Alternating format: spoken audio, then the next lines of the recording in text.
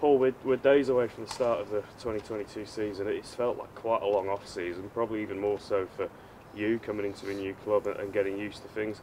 How are you feeling as we come into this term? Yeah, I think I'm feeling ready. I think we've built quietly, and it's been definitely a work in progress. We've started from scratch, but as a group, a full group, we've started from scratch. So we ripped the old calls, the playbook up, and we've learned together at the same pace. We've got a lot of conscientious players who have been fantastic and led from within. So yeah, we feel like we're ready to get going. Maybe a couple of weeks, 3 more weeks would give us probably a bit more chance with some of the fitness on some of the players. But in terms of mentally and field prep, we're good to go. And despite being new in the head coach role, you've obviously been around the club for a few years. You've had a good look at it. You must have had a fairly strong perception of what you were going to change and implement when you took the role over. Yeah, I just think it's just better to come in as a coach. I've got a philosophy, and I've got a way that I like things to work, and a little bit of honesty about how we go about our business. So irrelevant of what's gone on, I don't want to be a poor version of anybody else. Just got to be yourself, and I do believe that's really important as a coach, that you don't try and replicate anybody else. Obviously, you take bits from what you've learned in your time as a player and a coach, and put it together to give it your own identity. And hopefully that's what we've achieved this pre-season. Salford have obviously sort of bounced up and down the ladder a little bit in the last few seasons, but also 2 finals in that time. Is the kind of aim of the game this year just steady progression? Well, again, I'll approach everything to win. We'll never prepare not to win. So that's a good start point for us, and really we won't look any further than that. We had a tremendous year in getting to a grand final in 2019. There's 2 players remaining at the club. That's a pretty unbelievable stat, really, from such a successful squad, that only 2 bodies remain in space of 3 years. So it's had a tremendous turnover, and it is a rebuild, almost in the guise of a Hull KR, a Leeds, and a Catalan. But I take a lot of confidence from the jobs that Steve Mack, Tony Smith, and Richard Agar have done at the respective clubs, and if we can kind of emulate anything near what those boys have done, then we're not doing too bad.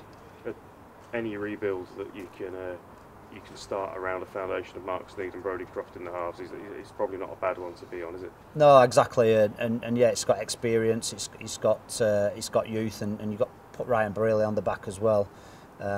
You've got 3 lads there who work well together, who want to win, and they know how to win. So they're all offering super valuable input to what the team will do this year. And across the back line, so much threat, experience, talent. Is the biggest challenge keeping them all on the field and having them all ready to play? Yeah, getting them on the field, it'll be a good day.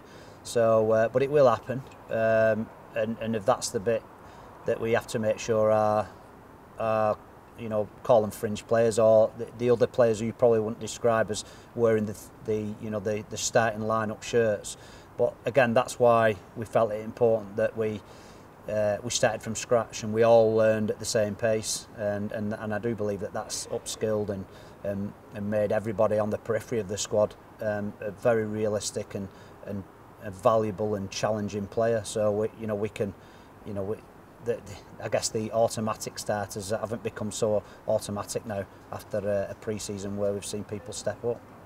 Tim Lafay in the country now, in with your squad, pleased with the early signs? Yeah, Tim's been great, so experienced, and he has so much composure and poise, certainly defensively on an edge. Not a lot of metres under his belt. He's only been here a short while, so he'll have a short run tomorrow against Warrington. Whether the Cass game comes a little bit too soon for him, I'm not sure. We'll just work off the back of tomorrow. So moving on to your season opener, away to Cass, 2 new coaches, 2 teams that have had quite a lot of change. Yeah. That must make it slightly difficult to know what to expect. Yeah, difficult or exciting. You can probably review the individuals, not so much the collective. Like you said, new coach and new personnel in both squads.